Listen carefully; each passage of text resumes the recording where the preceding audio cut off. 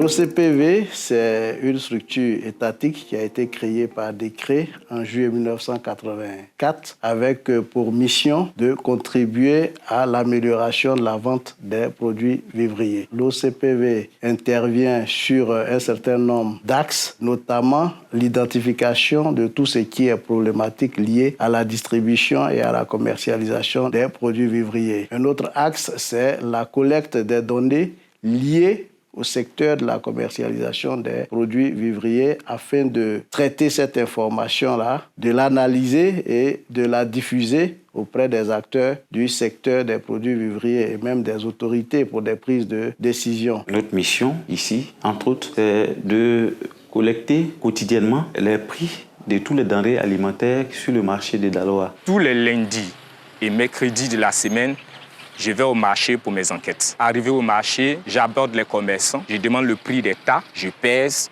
je renseigne sur un sport physique, je demande aussi les raisons des hausses et des baisses. Je mène une enquête sur les variations. Arrivé au bureau, je les fais entrer dans une base de données. Je remets à mes supérieurs qui les analysent, les consolident et les envoient à notre direction. Ensuite, nous les diffusons auprès des radios locales, auprès de la préfecture, et aussi nous envoyons les résultats au niveau d'Abidjan pour qu'une plus large diffusion puisse se faire. Nous contribuons également à l'organisation des marchés de produits vivriers, notamment les marchés de détail, les marchés de gros, afin de les rendre un peu plus performants. La finalité vraiment de notre action, c'est de veiller à un approvisionnement régulier aussi des marchés, de sorte que nous ayons des prix abordables sur ces marchés, que la population ivoirienne puisse manger à sa faim avec des produits de qualité surtout. Lorsque est apparue la maladie à coronavirus, il y a eu donc l'isolement du Grand Abidjan. Tous les acteurs qui contribuaient donc à acheminer la marchandise sur les marchés étaient bloqués dans les zones de production. Nous avons pu avoir de l'État de Côte d'Ivoire de produire des laissez-passer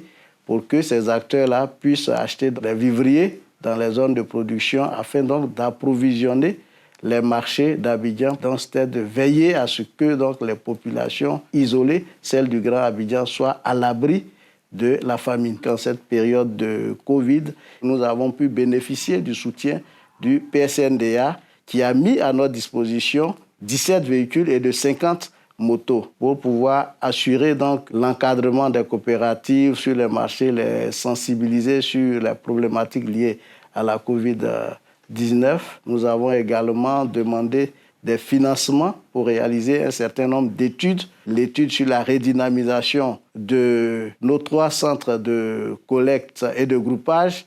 Il y a également l'étude sur le renforcement de notre système de collecte et de traitement et de diffusion des données, mais il y a également l'étude sur la mise en place d'une chaîne de froid pour les produits hautement périssables. Il y a également du matériel de pesée, du matériel informatique aussi a été mis à notre disposition par le PSNDA pour nous rendre plus opérationnels. Ici aussi de financement du PSNDA pour réaliser un certain nombre de formations.